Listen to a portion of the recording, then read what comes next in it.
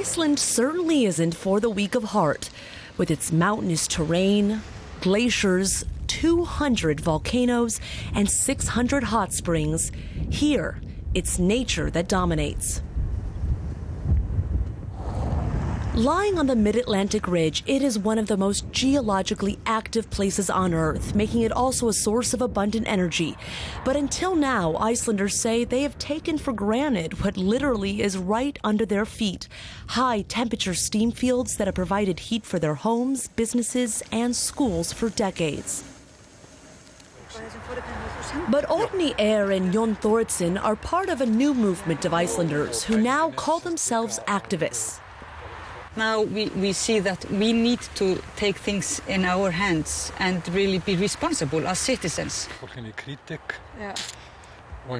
After the country's economic collapse, Jon and Oddný started paying more attention to Icelandic politics. They now say they won't allow their natural resources to be privatized like their banks were.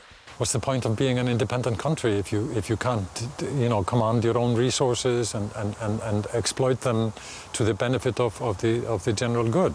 I mean, this is like colonialism all over again.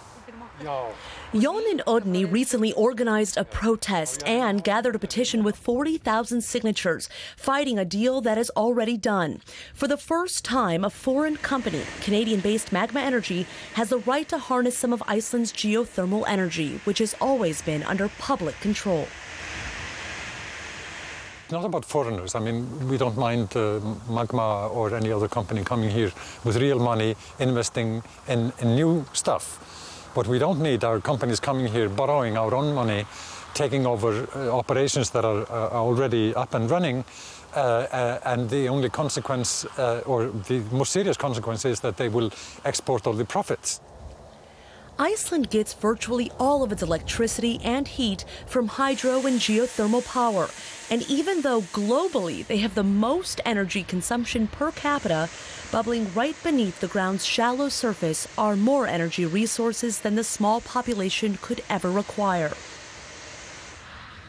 And since geothermal energy can't be easily exported, Iceland has become the ideal site for heavy industry. There are 3 aluminum smelting plants on the island and plans for a silicon factory too. Major customers for companies like Magma Energy. I think Iceland needs industrial development, needs more export products to be produced, regardless of it's silica or paper or aluminium or whatever it can be. Asgeir Margudson is Magma's country manager and chairman of HS Orka, the Icelandic geothermal company that Magma now owns 98% of. The deal, made under the previous government, gives the company a 65-year lease to harness the energy.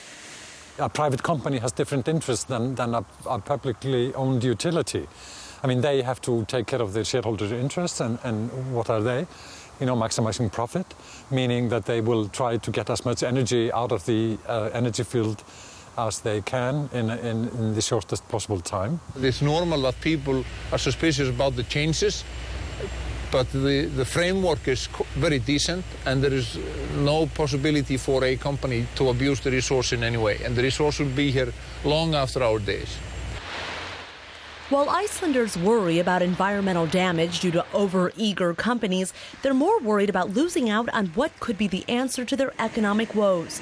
With the global demand for renewable energy increasing and only a few countries with the kind of geothermal resources Iceland has, citizens say now is the time to maximize their profits, not sell off the rights to their resources to a foreign company.